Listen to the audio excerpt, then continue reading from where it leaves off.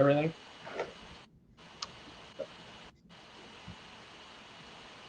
Okay, everybody, it's exactly 1:30 Texas time. Welcome to the final plenary session. It's called Building Back Better, New Directions for Transportation and Health After the Global Pandemic. And my name is Joe Zietsman. I'm the director of Carter, and it's my pleasure and honor to welcome all of you to this final plenary session.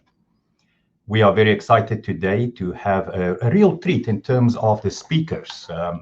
When I reached out to Larry, Alberto, and Carter to ask them if they will be willing to speak in this closing plenary, they all agreed and said yes.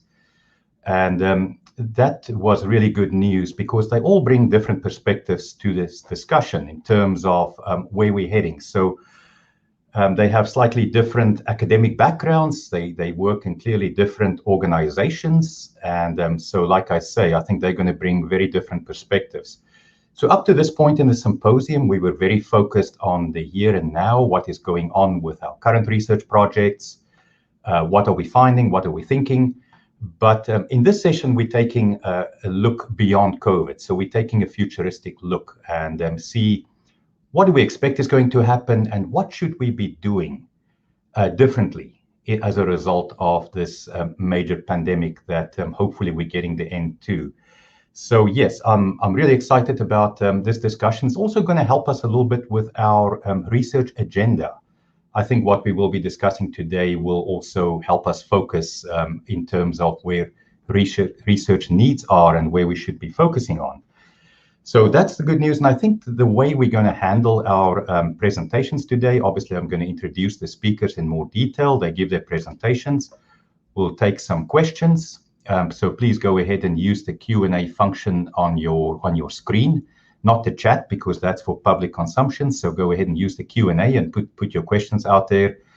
And I will ask them to the panelists. And at the end, I'm sure we're going to have some quality time to get into some more detailed discussion and see where that takes us and maybe tackle a couple more questions. So that's the idea. And again, thank you for joining to this final plenary session.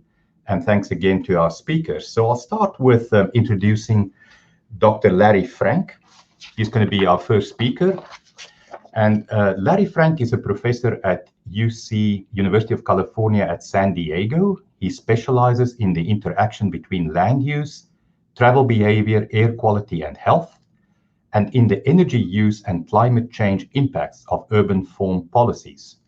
He's a walkability pioneer and was among the very first to quantify connections between built environment, active transportation, and health. He coined the term walkability in the early 90s. And I think, Larry, if you charged $1 for every time that term got used, you probably would have been a billionaire. And I probably would have owed you several $100 myself. So I did not know that you coined that term. So Larry, over to you. Great. Thank you, Joe. Thank you so much for the opportunity to be here today. I'm really looking forward to hearing Alberto and Carter's presentation. Definitely a nice combination of backgrounds to talk about where to from here. The term walkability actually coined itself. We're really there was nothing else to call it. We were basically, it was late 80s. In fact, we're just talking about how do we characterize places where you're able to walk. So I really take very little credit in that. It just sort of happened on its own, and it probably happened organically in a lot of different settings. So I think of this as treating two pandemics for the price of one, and there's a really good reason for that. I'm going to talk about why I gave that discussion, that title to my talk. So focusing on transportation and land use decisions and things that local governments, state, regional planning agencies, both on the transportation and planning side, but also on the public health and air quality management side really can implement.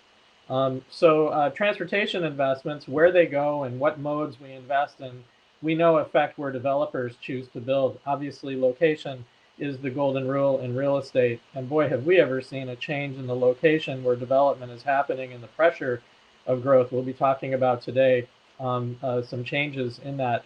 So where growth goes and the type of development we see respond to the kind of transportation infrastructure investments that we as a society make. We are now right on the cusp of a major infrastructure funding a bill that will really transform a lot of our cities. And that will be very important. That affects travel behavior, what gets built, where it gets built, which affect our health in terms of our patterns of behavior, if we're sedentary or active, and how we get around, the air pollution that we're exposed to or not, and that affects our health, both in terms of chronic and infectious disease, which affects cost. So monetizing the health impacts of these transportation investments, in addition to accounting for greenhouse gas, climate change impacts, and equity and social well-being for across the society, all members of society, are things that our new administration, federal administration, are looking for. This slide just kind of shows a characterization, and I don't really know how the 10% and 40 and these percentages were allocated, but physical environment is up there in terms of its impact. Social and economic factors, clinical care, and health behaviors, but health behaviors are really related to the physical context where we live, work, and play. So it's sort of a question. Obviously, these are features that are modifiable of the environment, transportation, land use, and community design. After COVID, what will normal be? This is St. Paul, Minnesota. Lots of examples in the media. I just clipped two things. I happen to spend a lot of time in Tucson. Slow streets. There's all kinds of things happening all over the country. We'll get to another example, but one way to think about it is that what we build, our built environment, transportation, and land use decisions, is the foundation upon which our behavior rests, our patterns of travel, physical activity, social interaction, and social capital, opportunities to interact. That affects our environment, the quality of our environment, and our quality of life and our health. So measures of performance being tracked through time at each of these four levels of this pyramid are things that we're going to be seeing more of in the future. And we actually now have longitudinal data that we just completed. The second wave of the Smart Location Database for the US EPA is now coming out soon. And that'll be a tool that many of us can use. Robert Wood Johnson Foundation fund us to actually take that data, and we add to it a lot of data on natural environment through Enviro Atlas and things that that EPA produces, and other data is added to it as well on social environment from the census. So planning related impacts, we are now looking at a newfound appetite for improvements in communities, things that were formerly really not allowed or not even considered, such as converting street lanes of traffic, reappropriating road space to more walkable, greener settings, accommodating other modes of travel. There's an erosion of the 5-day work week, formerly punctuated with peak hour commuting. It will be again, but that has enabled outward growth, and the demand for housing at the fringe and more sprawl is a big concern. In 2004, I and a couple other colleagues, we released the book, Howie Frumkin and Dick Jackson, Urban Sprawl and Public Health, working with the CDC when I was in Atlanta. Boy, we are really going to be looking at a revisiting, and we already are. If you look at the real estate trends, they're terrifying, actually. Increased disparities in chronic and infectious disease rates across income and ethnicity. Also, who can work remotely? The digital divide, as it's being called, is critical. A lot of disparities even getting worse. Transit investment and strong growth controls post-pandemic will be critical. So there are three scales at which we are able to invest in our built environment that affect health: regional, regional, and local. So the regional is transit, roadway improvements, and other ways that we get around regionally. But walkable, complete neighborhoods is sort of the local accessibility part of that. Is critical. A lot of our work has been, my colleagues and I, focused at this level. And then now with the pedestrian environment becoming more obviously important, where you can have good transit access, you can have destinations nearby, it can be mixed and dense and connected in terms of the roadway, but without the pedestrian environment there, it's pretty hard to get people really motivated to be active in their community Interventions at this scale, I'm going to present a couple, are being evaluated. Street View, Google Street View, gives us data on this. We're starting to use that data systematically at a global scale. Very exciting, very cost effective, very modifiable, and not so much money. So those things allow us to apply that research and interventions that are done at these scales through research we can evaluate and are getting benefits from as a society, kind of development, creating green space in communities, transportation infrastructure, making land use decisions that enable mixed use to happen where currently single use only zoning has been, or Euclidean zoning has been only allowed, and health equity. So those are kind of some background. So this is kind of the big grandparent slide on gender neutral, two pandemics for the price of one. So this is kind of a framework that we published a couple of years ago, but transportation, land use, pedestrian environment, and green space, these are the levers that we get to pull in terms of infrastructure investments. There are others as well, but these are important. And that affects travel and activity patterns that affect our behaviors and our exposures. CAR-T is a conference focused a lot on both, well, clearly a strong emphasis on air pollution exposure, critical. So we can think about if we're more active and biking more and being more physically active in our communities, maybe we have more social interaction as a result. We also can be exposed to more air pollution if from pass-through traffic and other sources of air pollution. That's critical. So the behaviors and exposures, obviously traffic safety and crime and noise matter as well. These factors through time and spatially impact we have biological responses in terms of our weight, inflammation, and stress that also interact with one another. So for example, increased exposure to air pollution causes systemic inflammation that can cause diabetes. And there's meta-analyses on that linkage. So there's lots of pathways through this diagram over to health. These physical and mental health diseases, we have been in a pandemic for a long time, a chronic disease pandemic that is. So if you get COVID and happen to have a chronic disease, the severity of the illness will be greater and the likelihood of mortality also far greater. So these two pandemics are completely interrelated.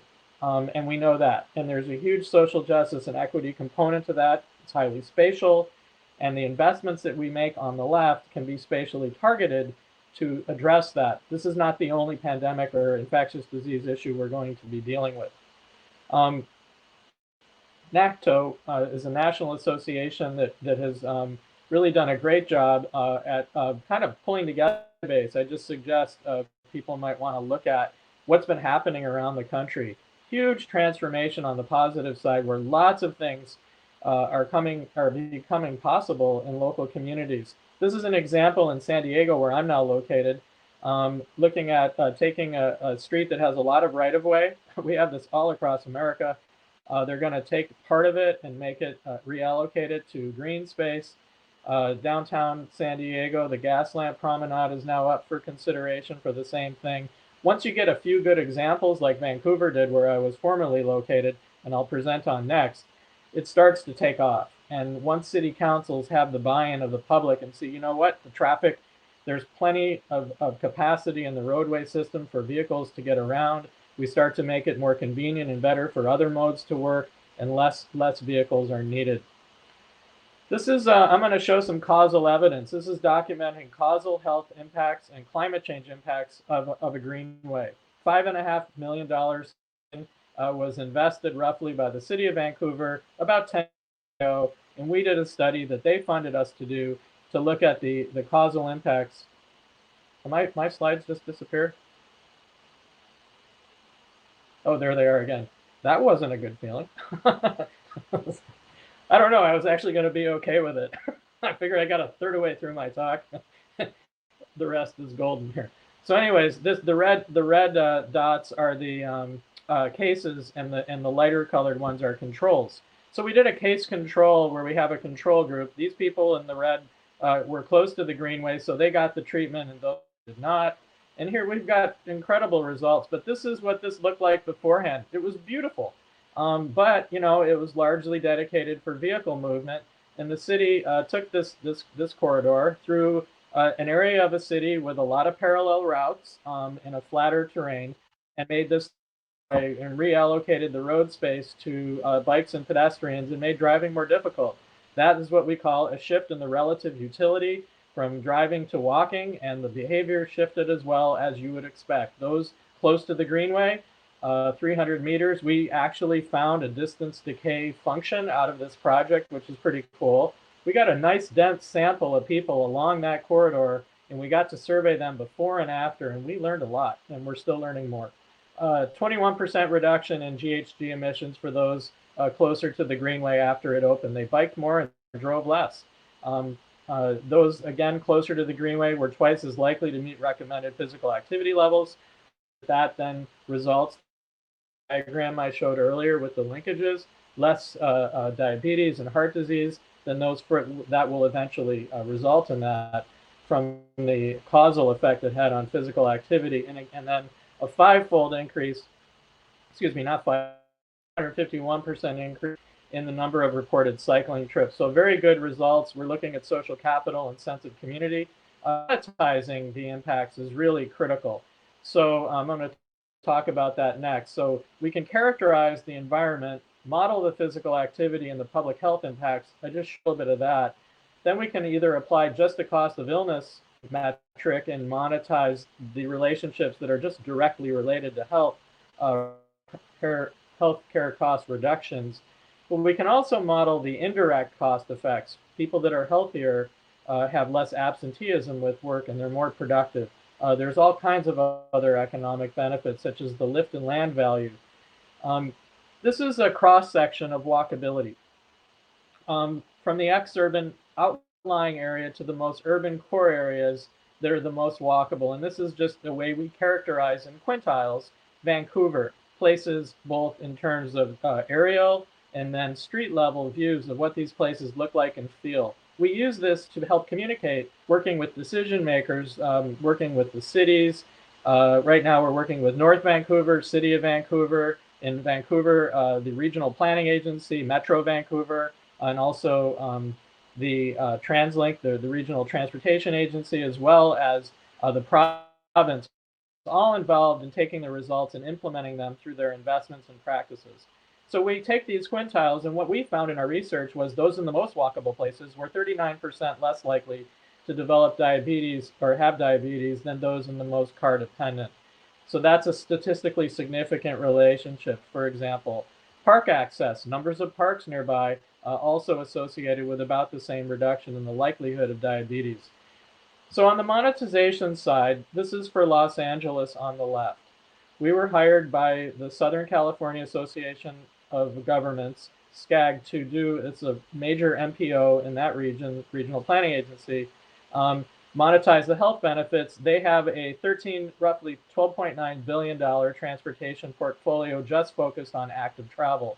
We monetize the health benefits, and we found an $8.41 payback for every dollar spent on active transportation as a result of healthcare expenditure reduction and increased workforce productivity mostly. We've been working on this topic for some time and have lots of tools now in place that we can apply for decision makers to use. So on the sprawl side, and I want to make sure I got to look at, I don't see a clock, so I can be told, just tell me where I'm at time-wise.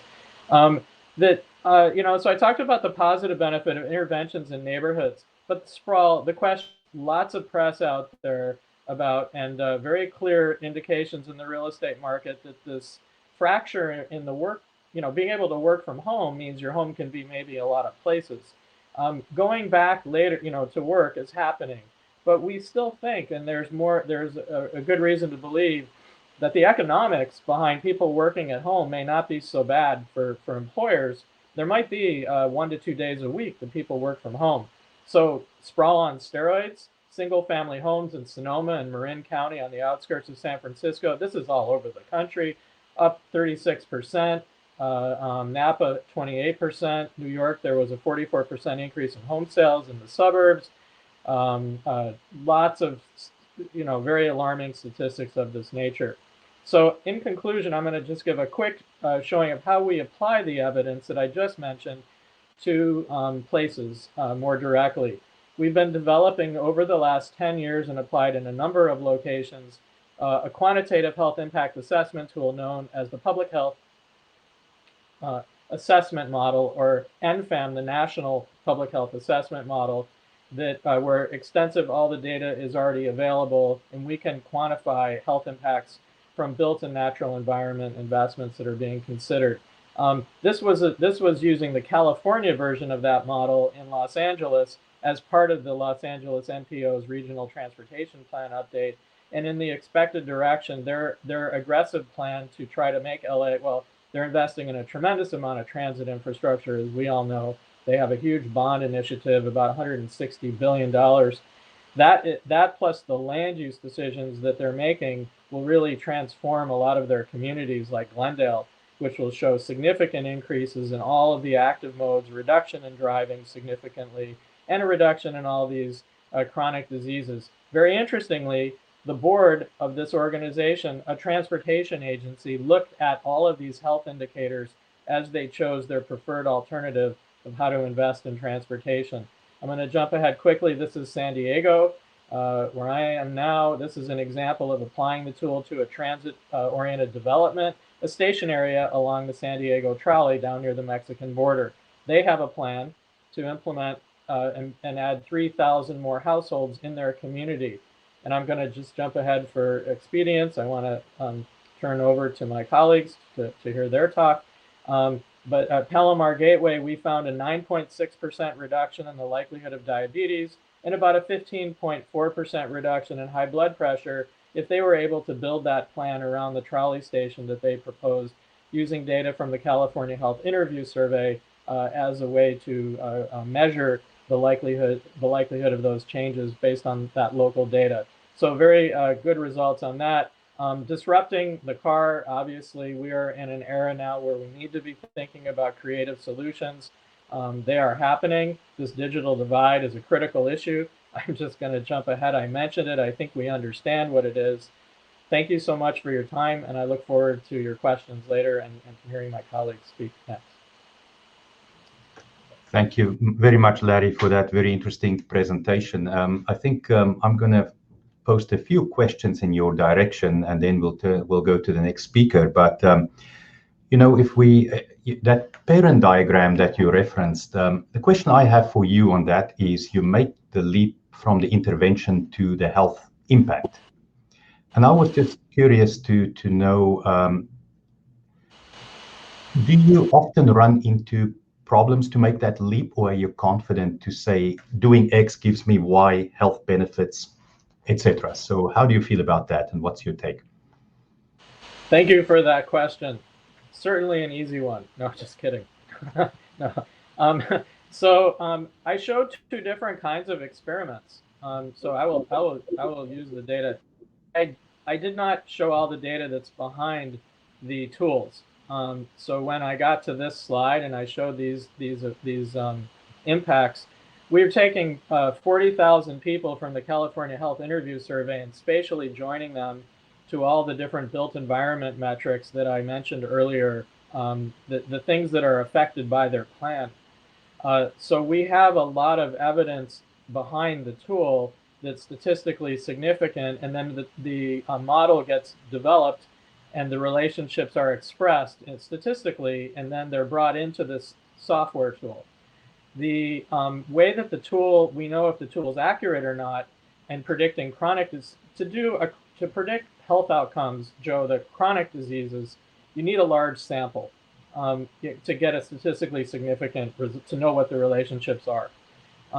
So we use another data set, the Behavioral Risk Factor Surveillance System, BRFSS, to externally validate.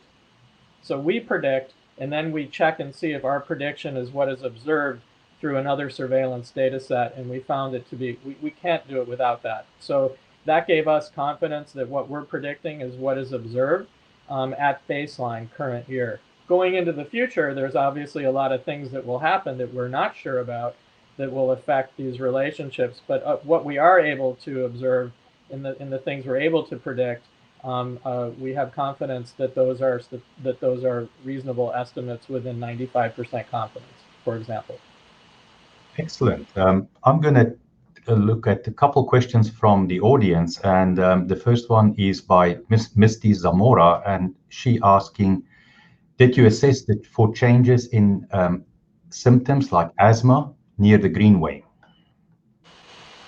Great question. We did not collect. I don't think we don't have in the Greenway. The Greenway is 524 people, so we don't have enough participants to look at health outcomes directly. We can model behavioral changes, and then you would apply global burden of disease from that point to be able to project what the chronic disease impacts would be. We could have asked questions about asthma directly related. I'm not so sure that's in our data set for that project. That was primary data collection.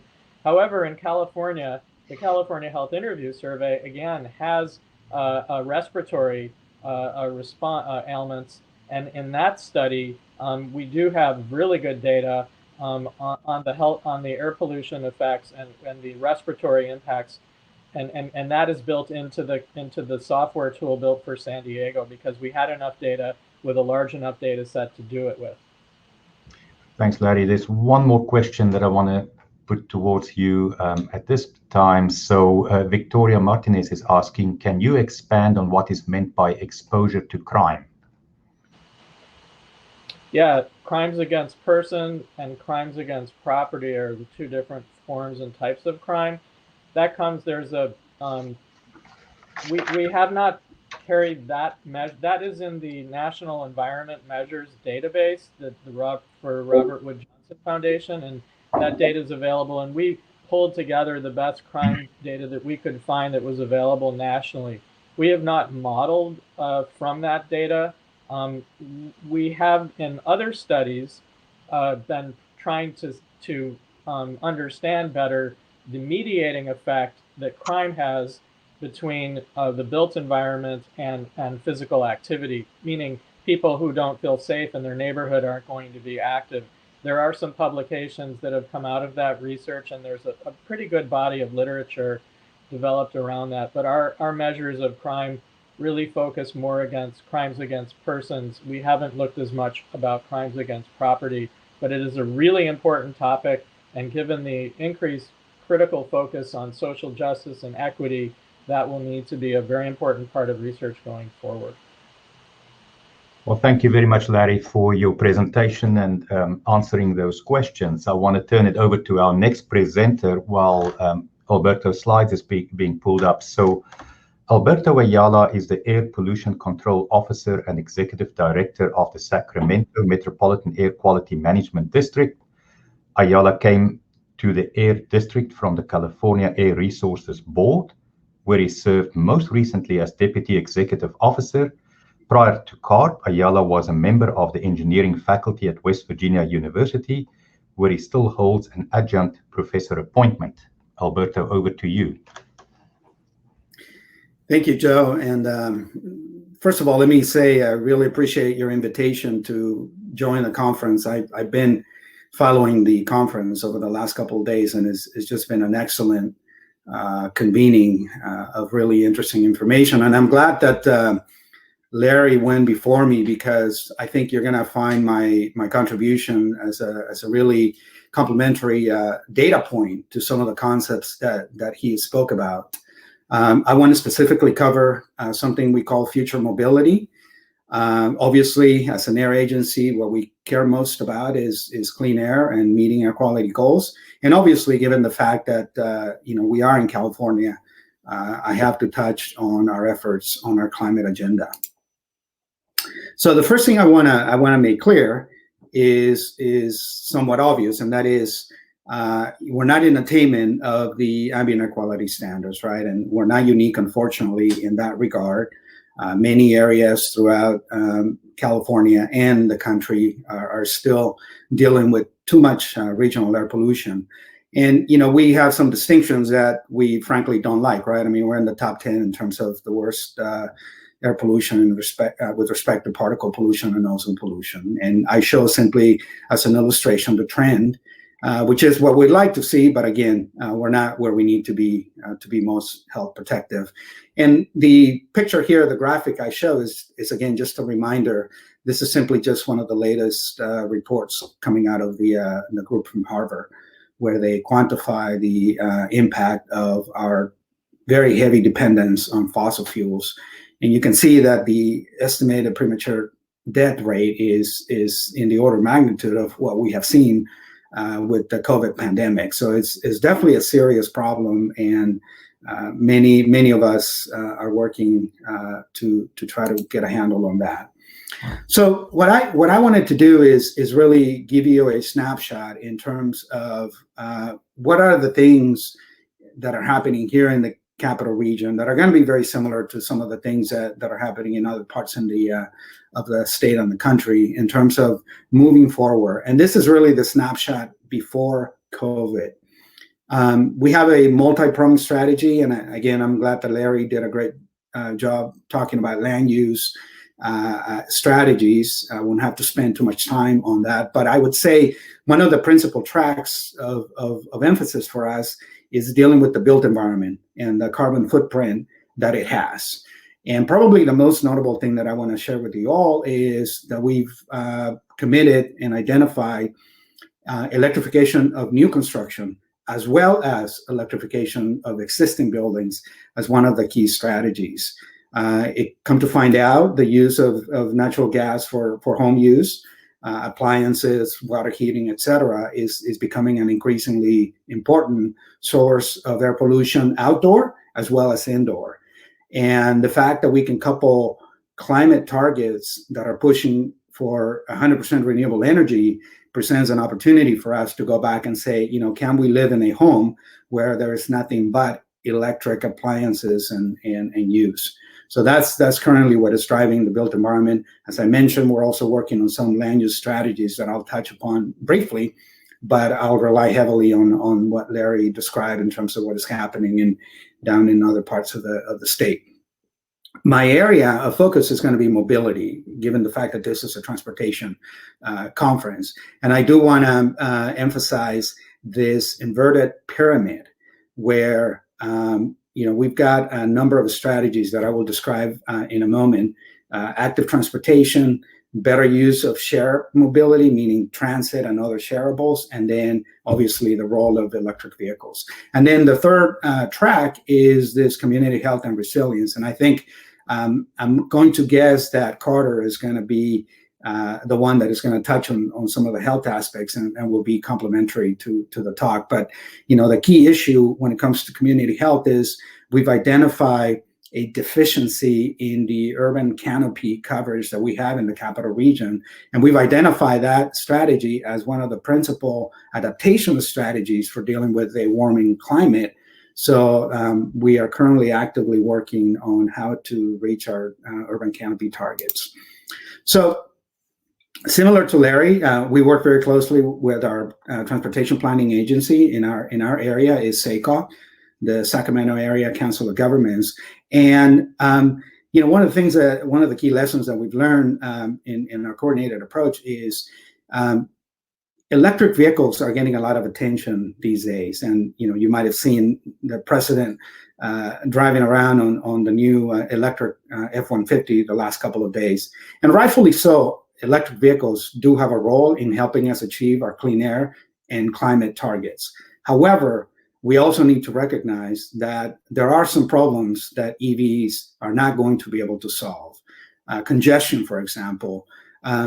Metropolitan transit, NPOs, transportation planning organizations in California, are mandated by state law to reach certain VMT reduction targets. And one of the principal areas that we are all concerned about and focusing on is to make sure that as we come out of COVID, we don't rebound towards a very centric single occupancy vehicle use pattern the way that things used to be in the past. So I think when you think about some of the things that Larry talked about, we want better transit, we want shared mobility, we want options for mobility so that people are not forced to get back into their cars, and we all drive around by ourselves in our cars. The way I frame that at a high level is, we really all should be thinking about how do we get to better mobility, not just better transportation. And I think that's the name of the game. And here comes the inverted pyramid for the mobility track. We certainly want to promote active transportation. If you do have to get on a vehicle to go longer distances, then it better be transit, it better be shareables, it better be some sort of shared mobility solutions. And then after all those are exhausted, if you do have to get into a vehicle, then we're saying that it needs to be a zero-emission vehicle. So in the capital region, we've got a number of programs, as you can see here in the graphic. We are very much promoting electric bicycles. We've seen that to be a real potential game changer for replacing vehicle trips. We do have the beginning of what we call innovative transit solutions, microtransit on demand. So this is not fixed routes that are, for the most part, running around with empty buses, but these are really on demand microtransit solutions that we're working with our regional transit agency. And then the other two programs are really very much focused on environmental justice.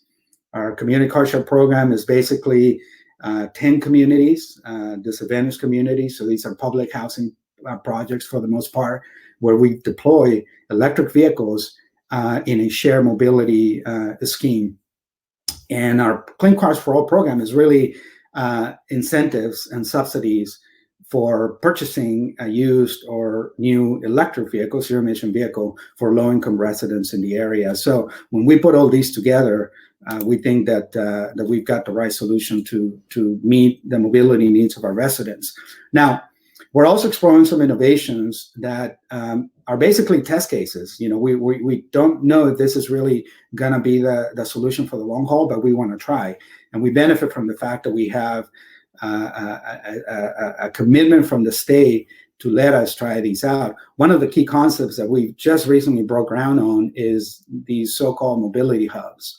And what these are, as you can see in the graphic, is simply a concentration of mobility services in one area. And we happen to pick one of our most disadvantaged communities in the region because in addition to mobility, you can create significant community benefits like beautification. You basically take an old empty lot that doesn't do much for the community, and next thing you know, you turn it into a cutting-edge mobility technology center that really benefits the community more broadly. And what we want to try in the mobility hub, as you can see here, is fleets of zero-emission vehicles to provide mobility services to the residents primarily, so that they can see the benefit of these new technologies, which is one of the key challenges that we have is, not everybody can afford an EV, and not everybody is able to participate in this transition to the green economy. And then the last piece of the inverted pyramid is really zero-emission vehicles. And here I don't think we need to talk about it too much. I say that if we do have to rely on vehicles, they have to be zero-emission vehicles. These are truly the no compromise, meaning you're not giving up anything. In fact, you're getting a superior vehicle than a combustion vehicle. And given that we're from California and we have to deal with the Volkswagen cheating scandal, these are cheat-free, meaning as a regulator, you don't worry about any non-compliance with these vehicles. And the one thing that I want to point out is when we talk about electric vehicles and zero-emission vehicles, we really mean the two different flavors. They can be electric using batteries, but they are also electric using hydrogen and fuel cells. And that is important because we think that for the larger vehicle application, like the heavy duty trucks and the locomotives, those are probably going to be more suitable for a fuel cell technology replacement as opposed to a battery. And we're currently working on some demonstration projects to collect some of that data. So to kind of wrap up, so that is basically what we were working on in broad coalition in the region before COVID, and then COVID hit. And what we have seen, as Larry pointed out already, and everybody has observed through the conference, is obviously there was a massive reduction in VMT of the like that we've never seen before. And here I simply have some data in terms of quantifying the VMT reduction that we saw a year ago as we were deep into the pandemic. And the key now is, how do we preserve some of what we know we can do as we come out of the COVID? And I love this quote that I borrowed from a recent article in terms of, if we can come out of this and retain the VMT reduction benefit and the air quality benefit, we'll be more prosperous than if we just go back to the old normal. Because let us not forget that the old normal was really not good for everybody, right? Let us come out of COVID in a way that really pays tribute and credence to all the talk and all what we're hearing about equity and environmental justice and some of the race and social issues that we're dealing with. So the last part of my talk is this. So as you can imagine, our region had a lot of interest as well in terms of actual quantification of the air quality benefit that we saw from the significant reduction of VMT in the region. And there's been a lot of research done in this space. Obviously, some of the first data that we saw was coming out of China and Europe, simply because they were hit with the pandemic first, right? In our case, we took a slightly different approach in terms of being retrospective. What we are trying to do is look at the past to see from an air quality ambient condition if that would mimic what we saw a year ago during the pandemic. And if that is the case, to try to use that as a reference point to try to determine the improvement in air quality. So we're working with STI Sonoma technology to try to quantify and, as I say here, untangle the air quality benefits from shelter in place.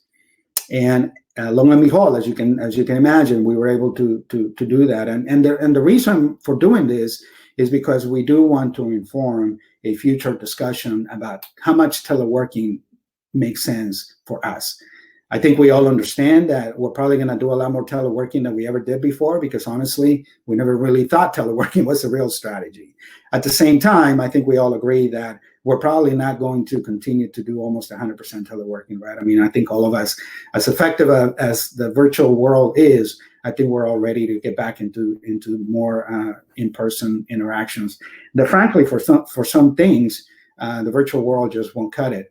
So what we did is we looked at, again, periods of the past. We looked, here you can see, this is simply a graphic of the air quality index over a year, all the way back to 1995. And we're looking at tracking what happened then. How do those conditions from a meteorology standpoint compare to 2020 for us? And then try to use that as a determinant for the improvement in air quality. And statistically, we found some significance. And I circle here a simple example for the reductions that we were able to quantify with respect to improvements in PM 2.5 and ambient air. In general, this is not completed yet, but in general, we are quantifying some significant benefit, as you can see on the table, anywhere between 10 and 30%, depending on ozone or PM.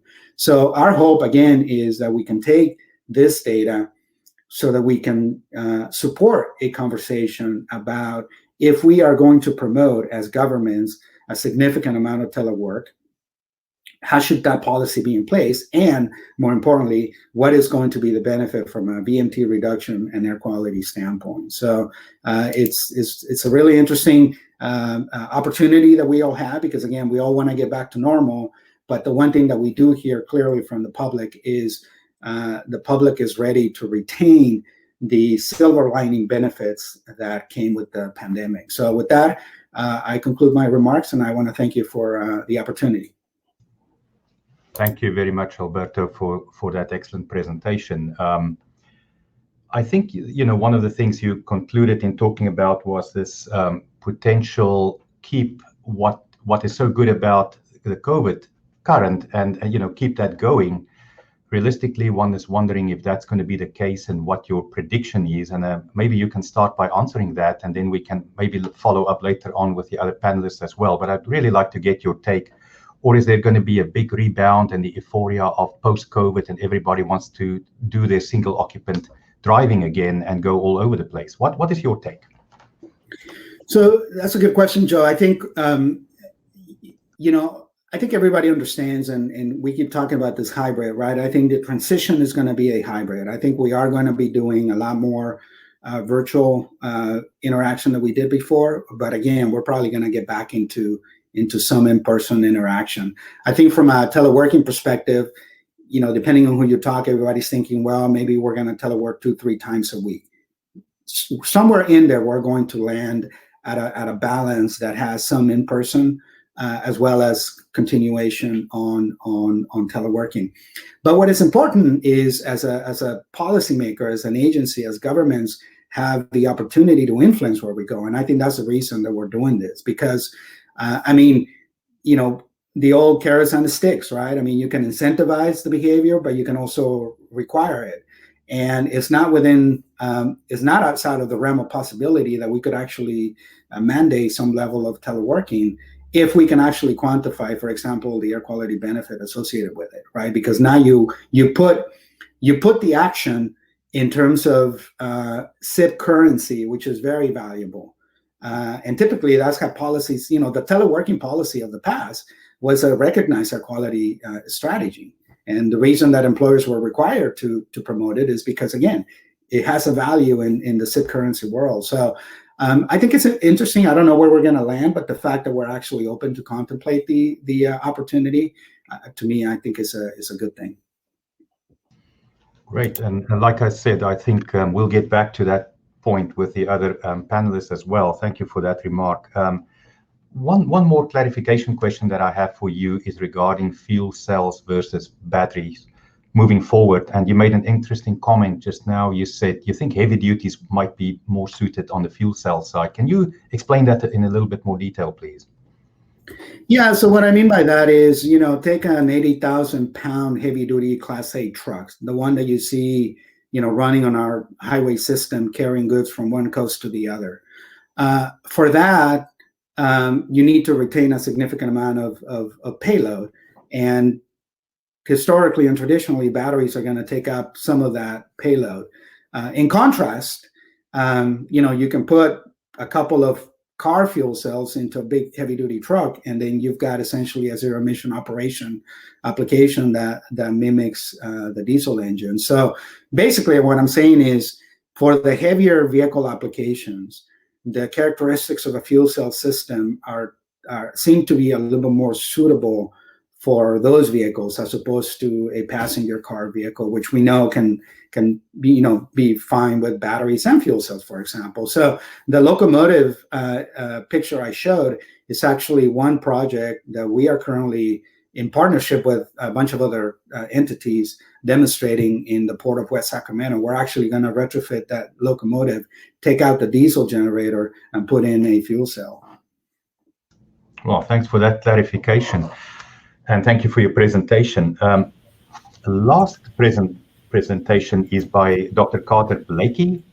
She is the Deputy Director of the Office of Disease Prevention and Health Promotion in the Office of the Assistant Secretary of Health at the U.S. Department of Health and Human Services. She is also the Director of the Community Strategies Division, and as a Division Director, she oversees the office's work in a number of areas, including the Healthy People Initiative, Social Determinants of Health, and Healthy Aging activities. Carter, over to you. Great, thank you, Joe. And I have to say, I really enjoyed the presentations from Larry and Alberto. It's been interesting. It makes me want to redo mine, but with all the new ideas that you brought up. But what I'll be speaking at kind of a very high level. The office that I'm in, within the Office of the Secretary at the U.S. Department of Health and Human Services, develops policy that other agencies and sometimes other departments use as well. So specifically within ODPHP, the Office of Disease Prevention and Health Promotion, where I am, our mission is really to guide the nation toward better health through disease prevention and health promotion programs. For example, we lead the Healthy People program, which I'll talk about today, which is the nation's 10-year plan for improving the health of all Americans. We also partner with USDA to develop the dietary guidelines for Americans every 5 years. And we also work with CDC, NIH, the President's Council on Sports, Fitness, and Nutrition to develop every 10 years the physical activity guidelines for Americans. And so today I'll talk about healthy people primarily. and also touch on physical activity, because as the other speakers have noted, being physically active is one way to get around, and also cut down on air pollution and reduce some of the chronic diseases that we're experiencing today. So Healthy People is, as I said, we call it the nation's health agenda, or sometimes it's called the roadmap for the nation toward better health. It provides objectives that are released every 10 years, the beginning of each decade, starting in 1979, and establishes targets. And this sets Healthy People apart from a lot of indicator sets, because we do have targets that we're transparent about, and we hold ourselves accountable to across the decade. As I said, it's been around for 5 decades. Just this last August, we released the 5th iteration of Healthy People. We call that Healthy People 2030. We actually developed, it took years to develop it, probably about 3 years. It was ready to launch before the pandemic. We had a big in-person launch event scheduled at George Washington University with the secretary, all sorts of senior level people. And then the pandemic happened. And we thought, well, we'll put off the launch for a few weeks. We couldn't fathom that we would be out of work as long as we are. We finally threw in the towel and launched virtually last August. And between that March date and our August launch date, we had to pivot a little bit to make what we were doing relevant during a national public health emergency like COVID.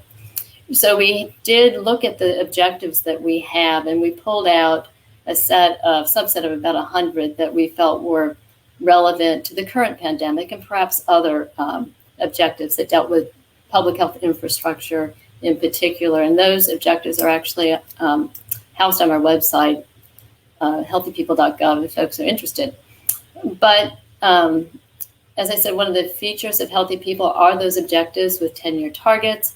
This decade, we have a big change in that we cut the number of objectives down to 355.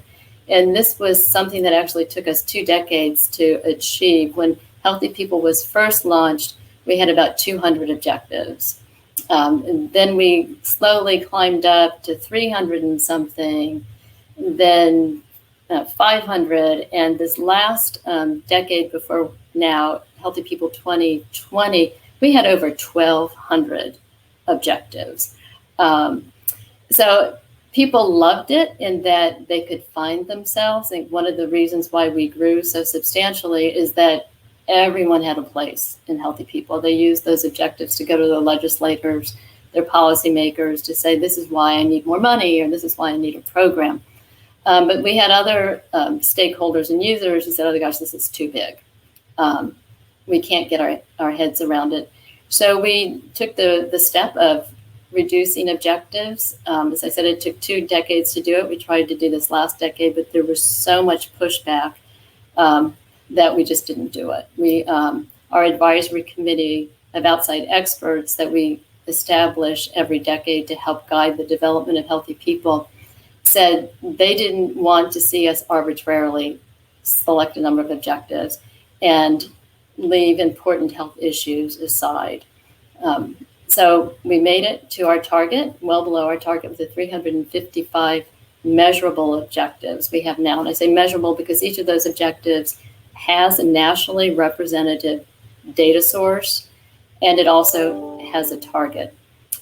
Within Healthy People 2030, we have other components, for example, leading health indicators, I'll talk about in a minute. And we also have what we call the overall health and well-being measures. Those are global, high-level measures of health status, generally speaking, that are sometimes used for international comparisons.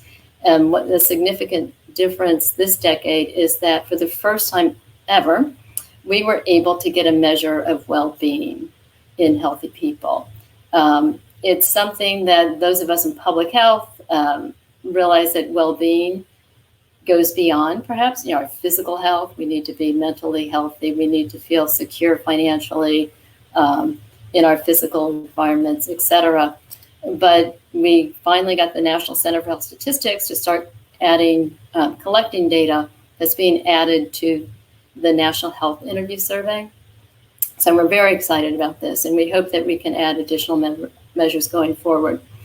And connected to that well-being, the founding principles, or we call them foundational principles for Healthy People 2030, there's a whole list of them, but in every single one, we mention well-being. And we also mention equity and eliminating disparities. So,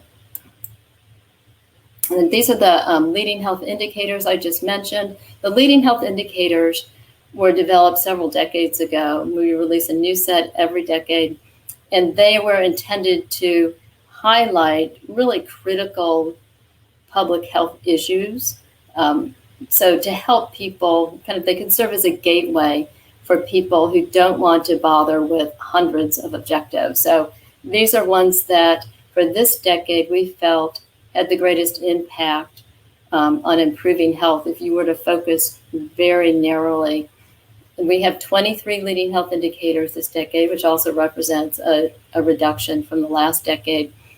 And we've organized them according to life stages. In the past, we've had specific categories and topics, but we decided that to emphasize the importance of health and well-being at all life stages, we should take this life stage approach. And you can see I have the arrow at one for air quality, healthy days. And that, of course, is in the category that's relevant to all life stages. An important feature of Healthy People, both this decade and the past decade, is our framework for the social determinants of health. Ever since Healthy People was first released in 1979, there was a recognition that there are influences outside of the traditional health realm that affect or influence a person's health and well-being. But it wasn't until the last decade that we actually created a framework, and we carried it over to this current decade. In fact, this was the framework that was adopted by the department, and everyone was instructed to use it at one point. So our framework has five determinant areas.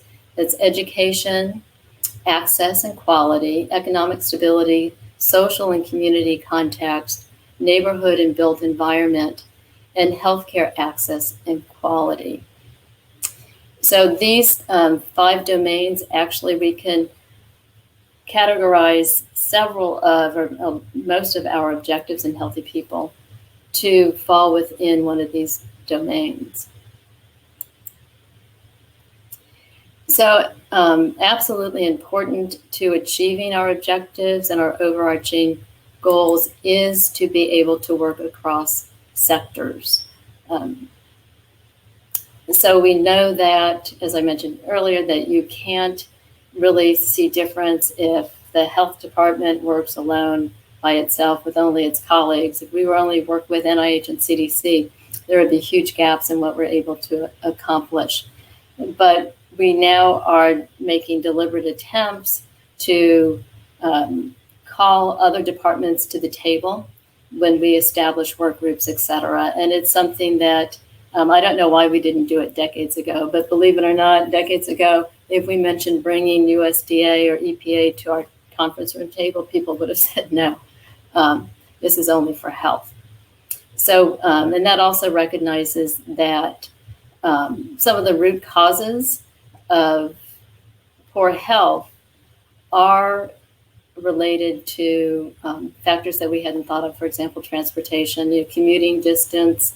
If you live in a county that you have a very long commute to get to your place of work, chances are your ability to move up the ladder social economically will be limited because you've got to get to that office. So it's been exciting to make all the connections that the other speakers have been talking about. So as I said, Healthy People has now kind of changed its focus a bit and emphasis because of the pandemic. And as I think it was Larry, he talked about the chronic disease pandemic, we call that the syndemic that we're facing, because we've always had these issues of chronic disease.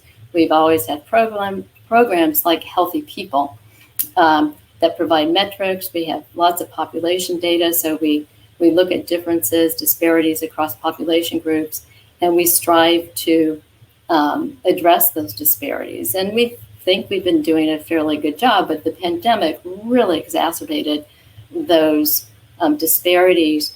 And if only we could have had the population make better progress in achieving, for example, the Healthy People objectives, we would not be in the shape that we were with the pandemic. So we realized that staying healthy, and I imagine a lot of the public now realizes the importance of staying healthy in order to build strong and resilient communities. And one thing we've been doing since the pandemic is, we've always had our SDOH framework, Social Determinants Health Framework, but what are different ways that we can address all the different determinants that we talk about as SDOH? And I'm sure you're all aware that right now SDOH is a buzzword at the federal level and elsewhere. But we were looking at different frameworks, different opportunities for making it easier to understand SDOH and make some differences there. So this is one framework that we like. It's called the Vital Conditions for Health and Well-Being, and it too has different conditions that we consider to be vital and need to be addressed to have a completely healthy outlook on your opportunities. And you can see one of those is the reliable transportation. So the next slide just calls out that one vital condition. And it's something that I know, Joe, when you invited me to speak, or actually it was Admiral Gerard to speak years ago, and I showed up, it was connecting with transportation that we had talked about it. We weren't doing it a whole lot or deliberately. But now it's so, it's kind of a no-brainer. You've got to talk about transportation in terms of the whole picture of building a healthy society. And this next slide, you can see these subcategories over on the right, the active transport, efficient energy, etc. So we started mapping. There's a group of people within the federal government across different agencies that have been meeting since the pandemic and started mapping the different subcategories to work that the agencies are doing. And it's really interesting if I don't know, it's not only in the federal government, but if you have your one silo or your lane, when you're actually asked to think carefully about it, well, how does your work relate to what's going on in transportation? It's surprising what you find. I think we can find something just about in everything we do. So this is early data. This is from March, and there's much more going on since then. Now, turning back to Healthy People 2030, there's many different topic areas within Healthy People, but I just pulled out a few to illustrate a connection with transportation and disease prevention, health promotion. So we have injury and violence objectives. These are a few of them that can be related to transportation, our vehicle crashes, safety belt use in car seats, drowsy driving, environmental health, looking at the air quality index, mass transit, physical activity, the walking or biking to get places, and then respiratory diseases, asthma, since asthma is so closely related to air quality. We have more objectives than just these here, but these are just a few I've pulled out. So this slide just looks at the objective on motor vehicle crash deaths. And if you can see the bottom of the slide, we actually have objective numbers and some information down there. So while we've made over the years, over the decades. We've tracked this one for a long time. One of the challenges with our initiative is that since it spans a long time, data sources change all the time, and it's hard to get comparable data across decades. So this is one that we've actually have consistent data for since 1999. And while we're making good headway here, we have we just set new targets for 2030, which you can see there. We have to get to some more reductions here, but there's always room to go. We do sometimes meet our targets. We don't change our targets if we meet them. We just keep working to do a better job. And this slide here is just an example of how we use the population level data to look at disparities. This is one from that same objective. While we have made strides in reductions, if you look at the population level data, you can see there are population groups that are not doing well at all. So while someone looking just at the national level data might say, hey, you're making reductions, you really need to drill down and look at this population level data to know where you need to focus your resources to make a difference. And again, this is something that COVID has really pointed out, the importance of looking at that population data. You know, where are the communities, the pockets, where populations are vulnerable and do not have very good health outcomes. So this next slide is just one of our environmental health objectives that tracks trips to work by mass transit. Again, it'll be interesting to see what happens because this objective was developed before the pandemic.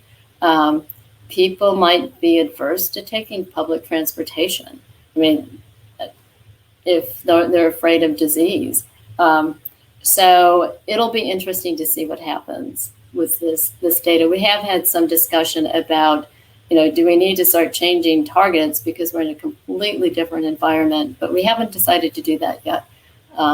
If nothing else, we keep our targets, and it's just a lesson into the huge impact that the pandemic has had on us. And this is another objective that has been around for a long time in our environmental health topic area, just looking at the air quality. Again, this is a leading health indicator. It's an objective that we work with EPA on, and its measurement, to me, is very complicated. The weighted days of air quality index. We have come up with different ways to try to simplify that into just one number, but it's not possible to do according to our EPA experts. But anyway, it's an important one to track, and it's one that no one would ever think about dropping when there were discussions about which objectives do we cut and which objectives do we cut from the leading health indicators. And then this is our asthma objective, which actually falls in the respiratory diseases topic area.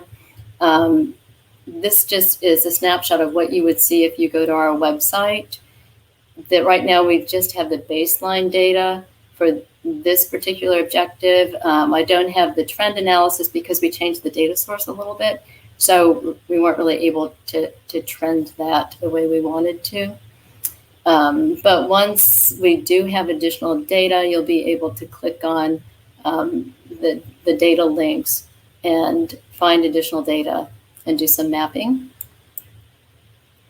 Now I'm going to turn over to physical activity, which is actually kind of a fun area for us to work in.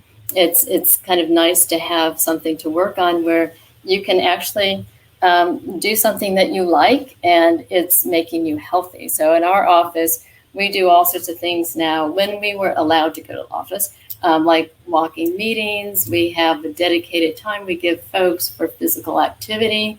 And we can justify all that, giving staff time for physical activity, because we developed the guidelines for the nation. So we say we have to walk the walk, and we do that. So this slide just simply demonstrates the importance of looking at physical activity and its impact of health, the billions of dollars that people who are inactive having inadequate physical activity costs the country.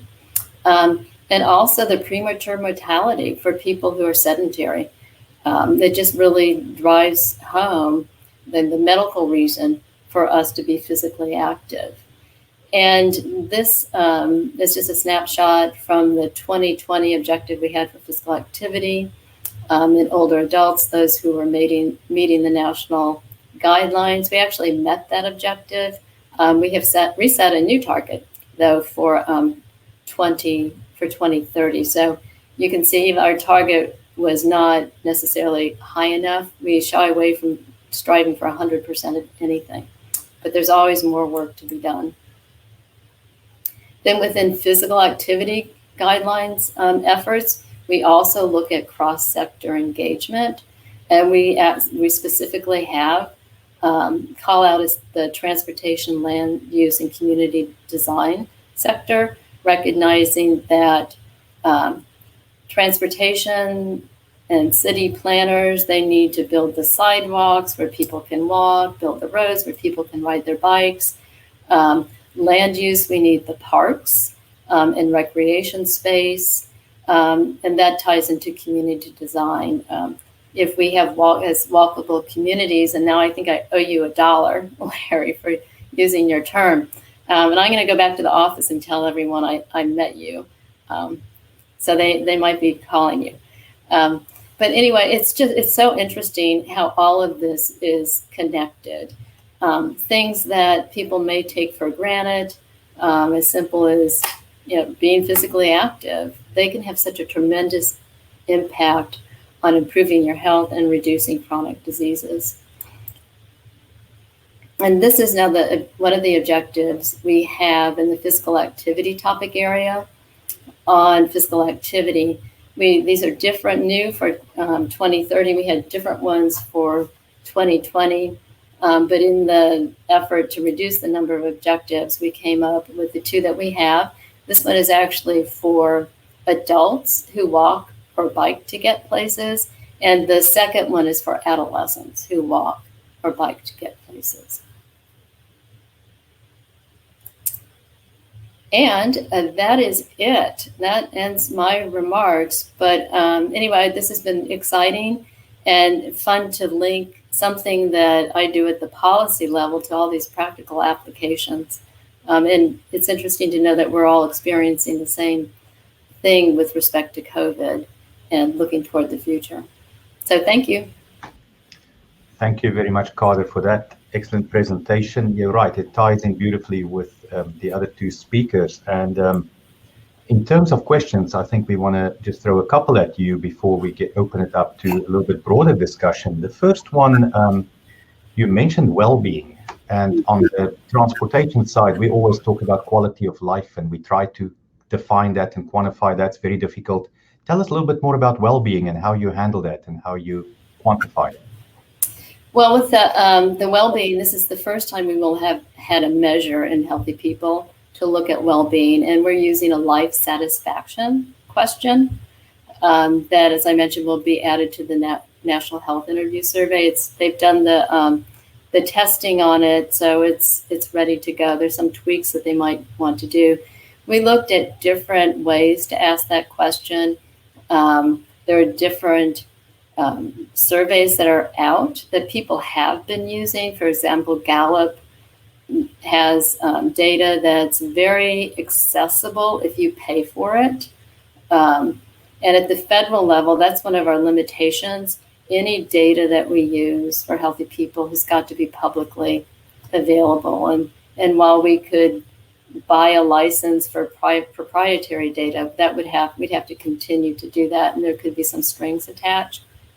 So well-being is, as you said, just recognizing that to have a high-quality, healthy life, you have to have a sense of well-being. We had in past decades a whole topic area looking at health-related quality of life and well-being, but there had been differences within the field about how related those are to health. I mean, I think people have changed. They've moved along toward recognizing the importance of measuring something like well-being. that isn't necessarily connected to what we think of as physical health. What's your mental health well-being? If you're suffering financially, that affects your well-being.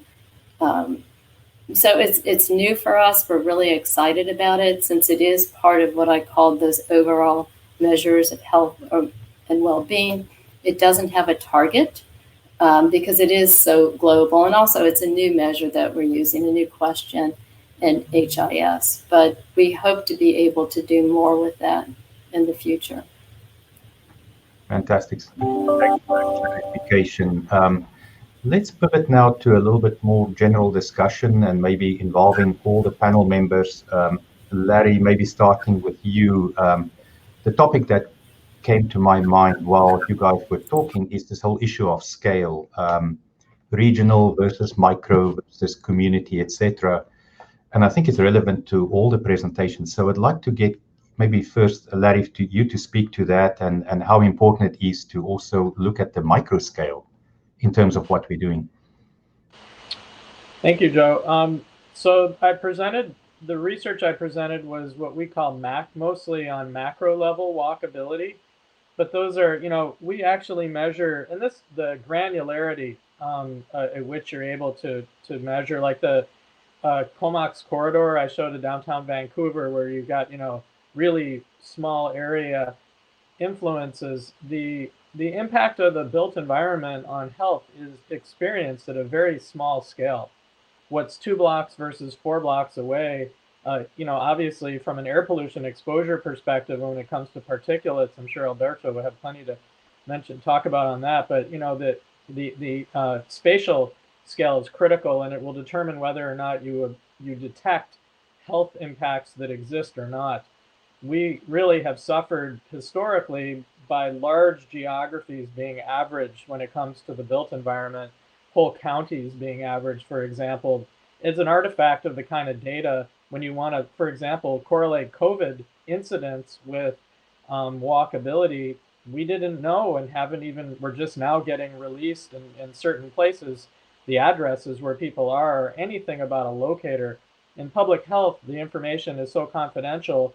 We're always struggling to, as planners, to get information down to an address or a block group, something where you're really getting a better reading on the experience. When someone walks out the door of their house, how good is the air they're breathing? How far is it to a store? And what's the characteristic of the pedestrian environment to get there? Those things are very tangible, and for more sensitive populations like elderly, anybody who's disabled or youth, it's even more critical. So the micro scale, meaning like, a couple 100 feet, we showed 300 meters, that's where I think the reason we saw the results we did on the intervention that we measured, that greenway, was because we had enough people in a very small area to be able to detect the impact that it had. So, a lot of the research that's been happening that, we've been part of, and others as well, is like, how do you buffer a location, or what's the area of influence, and how do you measure that using GIS, Geographic Information System software? So I look forward to hearing the response of Carter and Alberto. Yeah, Alberto, I want to turn it over to you with the scale question, but I want to add to that this whole notion of equity as well, if you don't mind. Since I think Larry did a great job explaining a lot, but I want you to take that further, if you don't mind. Yeah, no, I think it's a good question, Joe. And as Larry was speaking, I was reflecting the issue of a scale, and specifically understanding pollution burdens and exposures at the micro scale, really is the next frontier of air quality management. I mean, when you hear our new federal government put an emphasis on environmental justice, it's all about what is happening at the local, at the fence level, right? At the fence line. I know that yesterday the conference had a session on environmental justice, and you heard about our community air protection program, our AB 617 program here in California.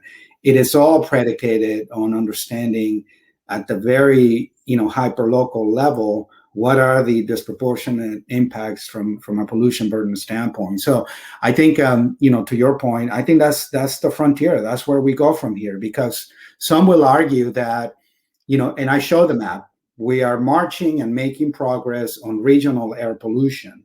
But if you are the low-income resident who lives right next to a refinery or some other source, and your exposure is several times what the rest of the region is seeing, who cares if regional air pollution is getting better, right? So, like I said, given the fact that we have a new federal government that has prioritized environmental justice, because it's all tied to equity and social advancement and all of that, I think that's where we go from here. And you can tie it in terms of not only the type of research that Larry is doing to understand this hyperlocal scale, but also it's all tied to the new technology and low-cost sensors that are popping up everywhere. And again, it's the new frontier. I think 5 years from now, we're still going to be talking about this and the lessons that we learn to more strategically and surgically implement policies that will improve the local condition at the hyper level. And hopefully folks like Carter will be able to tie it into an improvement overall in terms of health. Yeah, and speaking of Carter, take that conversation further if you don't mind. Right. Well, our challenge with scalability and local data is that it's very tough to get the local data because of small numbers. I mean, we established these benchmarks at the national level using federal data sources. We work really closely with states and localities so they can use what we've done to model their own programs that would provide similar measures that they could benchmark against us.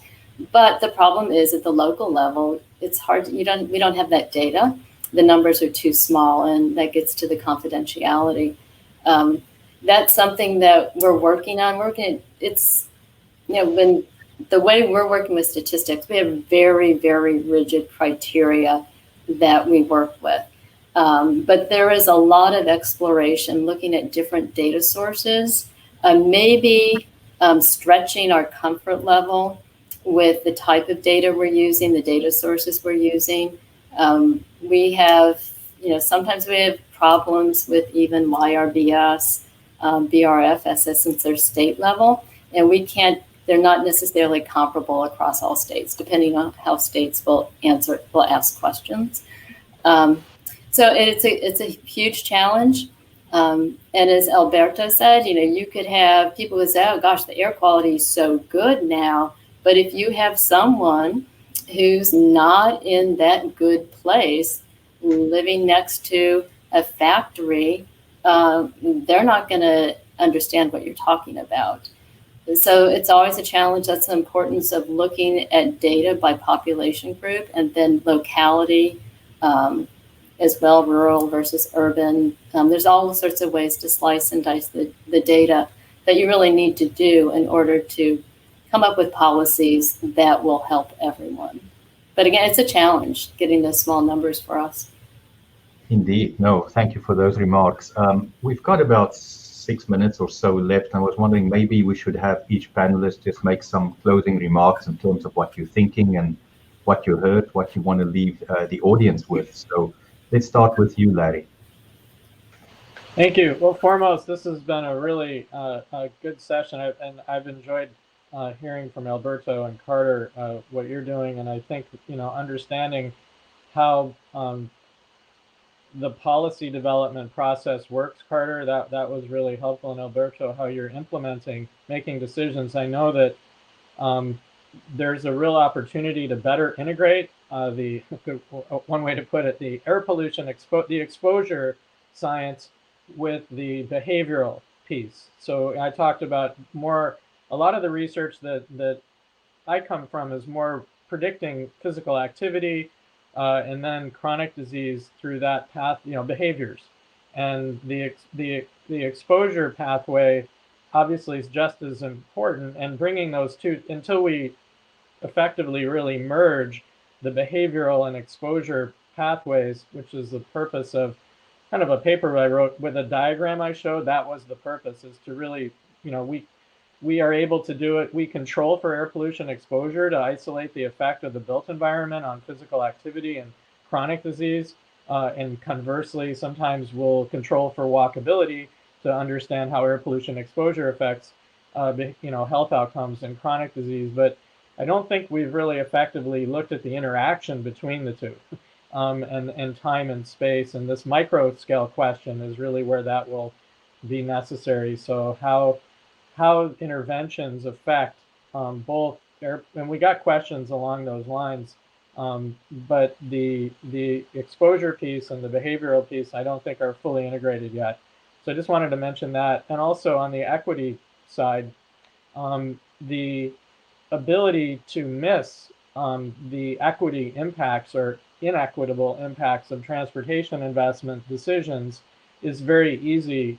Actually, it is essential. We will continue to miss how investments impact communities until we have the granularity and the micro level information that we need. So we are, in effect, this is a debate that has been going on for a while. The software tool that we built is off of parcel data whenever possible, because we know that the impacts are so locally born of the environment on health. And so unless we use micro scale tools like that or other tools that are able to detect the behavioral and exposure-based relationships that exist in place and through time, and having that residential history information on people, I think is very important. So I think we're getting there, better and better. The data is improving. I think the discussion around transit and resistance to transit and how that will play out is going to be one of the most important things that we see going forward. I personally believe that people will change their behavior once they're vaccinated, and enough people are vaccinated. We're already seeing that in California. One thing we know about humans is that we adapt quickly, and especially to a direction that we're most comfortable with, former behavior. Reassuming former behavior is something we're probably, I don't suspect that we're going to long-term see a huge the resistance to transit is going to continue to be the driving as long as we make driving easy enough, we'll always have a difficult time getting people out of their cars. That's not going to change, but the kinds of strategies that Alberto is looking at, and Carter as well, and others are working towards can be quite effective. And I think the monitoring, having longitudinal data to track how local governments are doing, that we start to track land use decisions being made at the local level and use that as a basis to reward transportation investment dollars with. When we start doing that, when we start getting into performance-based funding and really provide incentives to implement the policies and decisions on the transportation and land use side that we need to see to change the behaviors to get the health benefits that we need and reduce GHG emissions, and spatially invest in lower income communities like the San Joaquin Council of Governments did, using the National Public Health Assessment Model. There's a published paper we just had out fairly recently. Those kinds of decisions, I think we'll start to see the changes we hope to see. So thank you for this opportunity to be part of the panel. Look forward to hearing from others. Thank you. We've got about a minute, Alberto and Carter. Alberto, you want to go next and give us some closing thoughts? Yeah, thank you, Joe. I'll keep it real quick, and I'm going to go higher level, maybe more philosophical. I do think that what we have seen in terms of race and equity, all those issues, and the pandemic has given our generation our fork in the road. But I mean, if I just take what I have heard in your conference, and congratulations to you and Matt Barth at UCR for putting this together, I do remain optimistic that even if we pick to travel the road less travel, as the saying goes, I do remain optimistic that we are going to end up at a better place because of the fact that we recognize that we can do this. We can come back to normal. That is a normal that is better than it used to be. Thank you, Alberto. Carter. And just really quickly, I'll simply say that for me, it's been wonderful to hear Larry and Alberto talk about what they're doing more locally. At the federal level, we put out policies, and you don't always know how useful they are and what the uptake is. So it's gratifying to know that we're all thinking about the same thing. And I was glad one of you called some of the opportunities that COVID has brought a silver lining. I sometimes feel I don't like to say that because the pandemic was so horrible to think that there was a silver lining, but there definitely has been that will affect transportation policy and health.